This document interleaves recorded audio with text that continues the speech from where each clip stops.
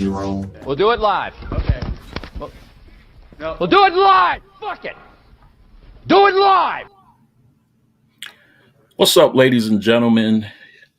We are back. I was testing out some software in OBS for my first live stream here. It didn't work out, so now I'm in StreamYard, so hopefully this works out better. Shamilia, you can let me know in the chat if everything sounds okay. So yeah, we are here to talk about Hot Toys' newest reveal rather, Valkyrie. And pretty excited to see this figure revealed. It is one that I was looking forward to. It's one that when I first started collecting Hot Toys, I kind of wondered why there wasn't a Valkyrie figure already. Seemed like a no-brainer to me, one of my favorite characters. So Hot Toys blessed us. They went ahead and gave us what we all wanted, a Valkyrie figure. So bear with me as I work my way through the software, still learning to use it. And ignore the door behind me because I'm in the process of actually soundproofing that. So I have some black stuff that I'm pulling down now, and I'm going to be redoing it in a towel. So let's take a look at this, and let me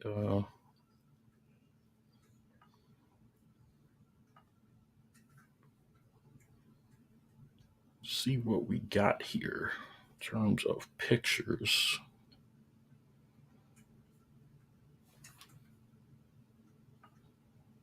One second here.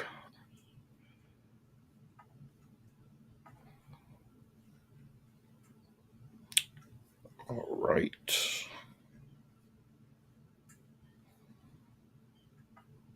She looks good. She looks good. When I first saw it, I pretty much said, they nailed the head sculpt. I don't see any way that they're going to be able to do anything better with that, really. The hair, I'm interested in seeing exactly how they pull that off, because it looks like it's definitely sculpted. It's not rooted hair. It's probably like a rubber type material, I would guess. So it's probably pliable, at least a pliable type plastic. But those braids in the front kind of worry me a little bit, just wondering how fragile they are, if they're going to stand the test of time. If you move them too rough, are they going to pop off or something like that?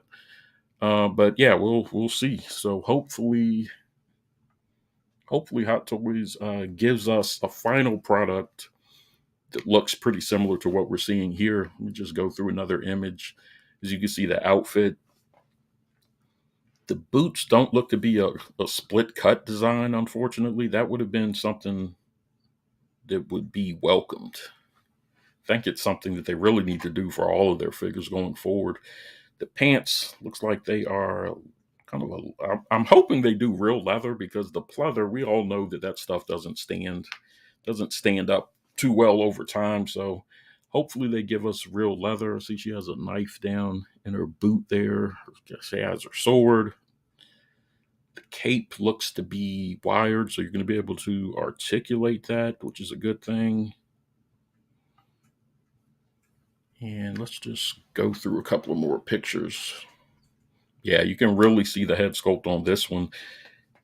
The lip gloss looks crazy. Like, that looks just like Tessa Thompson. I don't know. I don't know how they pulled this one off, but man, they really knocked that one out of the park. The color of her eyes, she has the light brown eyes and everything. She even has the little baby hair laying down in the front. Looks real good. Let's see. Okay, she has a lightning bolt there. And you can see a better look at those boots right there, like I was talking about. No split cut design. Sometimes they use a material that's pliable enough so you're able to kind of rotate the foot around. So that's something I'm going to be pretty curious to see, just how she stands in those hills. And there won't be any, just reading the chat, I agree, even the face she's making looks like the face she gave Rocket in New Asgard. Exactly. Exactly. So let's scroll on to the next one here. And here you can see her with the mighty Thor and Thor. And full disclosure, there won't be any spoilers for the movie because I haven't seen it yet. We'll watch it tomorrow. Me and my fiance will hopefully get a chance to watch it tomorrow when it comes out on Disney Plus. Didn't get a chance to catch it in the theaters, and based on the reviews, I didn't know if I even wanted to see it in theaters because it got kind of a lot of iffy reviews, if you will. So here you can see her hair again, the way it's flowing down the back. What's interesting to me though is you see how straight the braids are flowing. But being a sculpt, how pliable is that going to be? Is it going to be sticking out at weird angles? Like if she looks down, are the are the braids going to be sticking up, looking unnatural? It's going to be real interesting to see how they actually do that. Now, she does have the seamless arms, which is good. She even has a tattoo right there. It's the first time I think I've seen a tattoo on seamless arms before, so they definitely can do it. So hopefully we see more of that. And you can see the split on the shoulder, so her arm should rotate 360 degrees, I would imagine. But the overall outfit looks good. I'm wondering, maybe we'll see in some of the pictures coming up, but I'm wondering how the waist swivel is on it. Let's move on.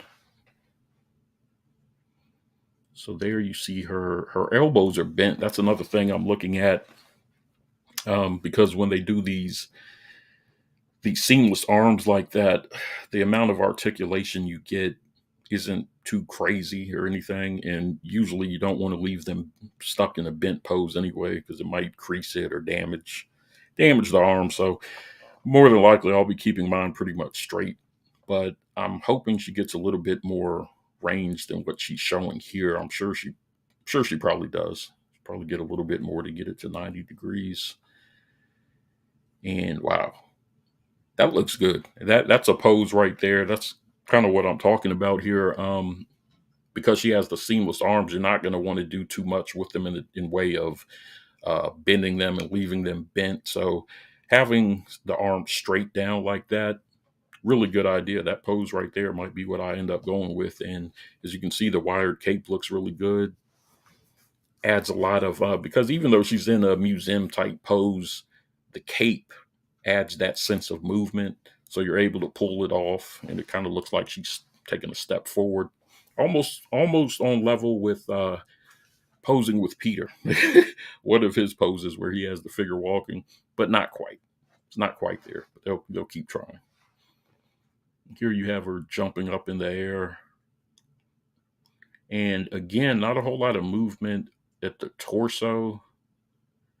The left arm does look like it's bent more than before though. And again, the braids, you see them flowing down. So, should be interesting to see how this turns out in the final release. We go again.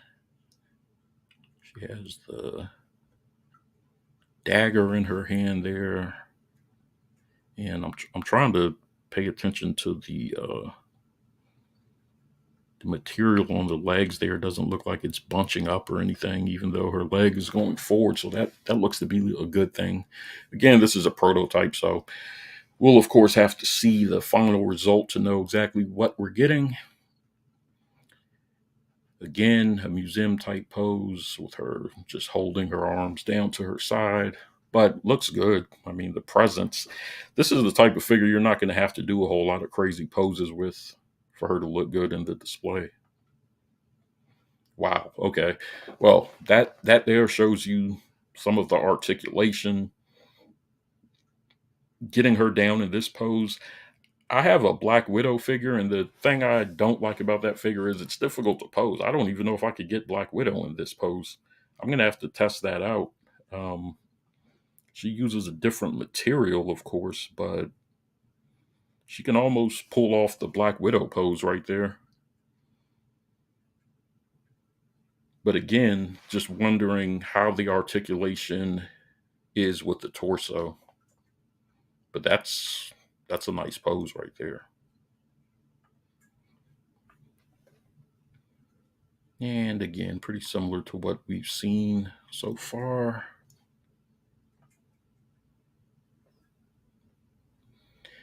I'm not seeing a whole lot of variance in the braids. Like I said, they still look to be kind of in the same position as all the other poses. And you can see it there, even though she's leaned to the side. Leaning like that, her braids would naturally flow to the side, but they're sticking down straight. So I think that may be a thing in terms of posing. But I mean, what can you really do? I don't think they could have given her rooted hair, or they could have done a mixed media type thing where the bun on top of her head connected into um, hair like braids, mixing it like that. But I don't know how that would have turned out. So we'll see. It's not a deal breaker by any means, but it is something to take note of in terms of if you take pictures and you're real big on being able to get the most natural look in your photographs. And here, like I said, I haven't seen the movie, so I don't know what's going on here. That's obviously Korg's head, but why it's wrapped in her braids, I have no idea. So hopefully, I guess we'll find out tomorrow. That's kind of funny though. And it looks like she has some type of grenade. The fingernails look well painted. They have a little bit of sheen to them to try to make them look realistic. They do look a little bit thick though. I don't know. Something looks a little bit off with the nails. So hopefully they get that sorted out in the final release. And it could just be me. I don't know. Sometimes these photographs just look a little weird, especially on prototypes. So here I think this is probably the last photograph, and this is a good look at the figure overall. It looks like we get 3 sets of hands. You get her sword. I forget what the name of her sword is. She said it I think in Ragnarok, I believe. She gave the name of that sword. It's not coming to me right now, but she's holding a lightning bolt, which is interesting to see how she's able to do that. And she has a little dagger, a grenade, and like I said, the Korg's head up there wrapped around. And here we can actually see a shot from the back. So I'm kind of looking at that and Korg's head because I'm trying to figure out how they got that to connect. I wonder if it plugs into her bun, like maybe the bun itself comes out and there's a bun attached to the back of Korg's head that we can't see and it just slots in like that maybe. I'm not really sure. That'll be interesting to see how that holds up there. I doubt it's magnetic, so they're showing her boots for some reason. Usually they would show them. I mean, the design looks good and everything, but like I said, they're not split cut. They're heels, so it's going to be very interesting to see how she stands. We get the base. I think she has a crotch grabber that she comes with instead of a dynamic flight pole. That's interesting. Hmm. Let's see if there are any more. Yeah. Guess maybe we have a few more photos to look at. But yeah, so here she's holding a lightning bolt. I would kind of associate that more with Zeus. I don't know that I've ever seen Thor hold a lightning bolt. Seems more like something Zeus would do. And of course, they Photoshop these things, so it makes it look a lot better than it does in real life. So curious to see how that effect will actually turn out. It may just look like her holding a piece of plastic as opposed to her holding a lightning bolt. We will see.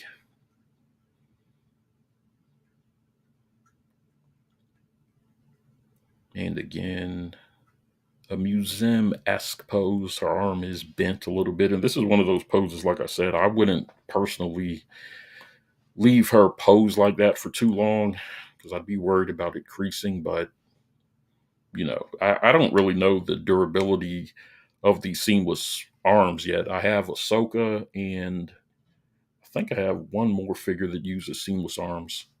Not sure who it is offhand right now, but I don't leave Ahsoka's arm bent for any amount of time. So I wouldn't chance it, but definitely looks good for photographs anyway. And I think we are back to photos that we've seen before. Yeah, I think so.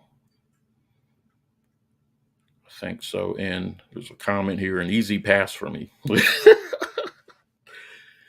to each their own, man. I mean, that's the funny thing when they do these releases. There's always somebody who is going to hate on the figure or has something to say. That's not so much negative. I mean, he's whatever. It's your opinion. If you don't want it, that's fine. I don't necessarily know why it's necessary to share an opinion of not getting a figure. You know what I mean? It's not really constructive. If there's a reason for not getting it, like in terms of the figure itself, then that's useful information. Maybe he sees something I don't. But anyways, yeah, figure looks good. I don't see it on Sideshow yet for pre-order, so I'm not sure exactly when it's going to drop. Sure, it'll be at least a year. And let me see if there's any more information up here that's relevant to anything. Yeah, see there it says a Zeus Thunderbolt and effects accessory. So I was right about that. Let's see, a portable speaker she comes with. Was that the thing that looked like a grenade? That's interesting. I wonder if that's like a gag in the movie or something. Carefully tailored vest armor in black, white, and metallic silver with a fabric cape, highly detailed weapons. Dragon Fang, that's the name of her sword. Pair of daggers, Korg's face sculpt, figure stand. So she has a decent amount of accessories. Would be nice to get a Pegasus for her to ride, but I'm not sure if Pegasus is even in the movie. Like I said, I haven't seen it yet, so once I see it, I'll be able to compare this figure to what she looked like in the actual movie. And I don't know why I'm doing it, but I'm going to take a look at some of the comments on it. I bet it was easy to sculpt the face of this one. Let me see. Really? They get, come on, man. They have they have her with the same picture for all her emotions. I don't know about that. I mean, it's not something I ever really noticed about her. Not showing emotion in her face, but I don't know. Maybe it's a thing. Awesome stuff. Will love a Gore or Ravager Thor. Gore, definitely. I definitely hope they make that. I do want to see a Gore figure. Christian Bale is one of my favorite actors. Ravager Thor, maybe. This looks great. A much anticipated figure. Uh, I'm gonna go there. Sorry, not interested in race swapped Norse mythology Valkyrie. Non-interesting character of the movie. Only purpose was for forced representation. And these are, the types of comments that you're gonna see, and that's usually why I don't even read the comments. Because it's entertainment. People, we collect and watch movies for entertainment, not to get into all the political stuff. So we're just gonna let that one be. And we're actually going to go ahead and bring this live stream to a close. Thank you guys for watching. Thanks for bearing with me through this while I work through the software and everything. Still getting used to using it. And I'll still probably play around with OBS because that's free software and it has some features in there that I like. You get a little bit more control, it seems like. I could do some things in there that I can't do in StreamYard. So I'll keep playing around with that. I may do some more testing on it. But yeah, for now, that's pretty much it, guys. I will be doing some more live streaming. I'm going to be doing an interview with Lael Rockwell, the 1/6 scale man. I'm not sure if I'm going to do that live or if I'm just going to record it. Well, I'll have to kind of get with him and see what his schedule looks like so that we can set that up and do whatever makes sense. But yeah, that's something that's going to be coming up. So stay tuned for that. And I dropped a video today, actually, on the Fusion Collectibles DX19 cape, the velvet drape cape. So if you have a DX19 or a DX12, that may be a video that is of interest to you. So you can check that out.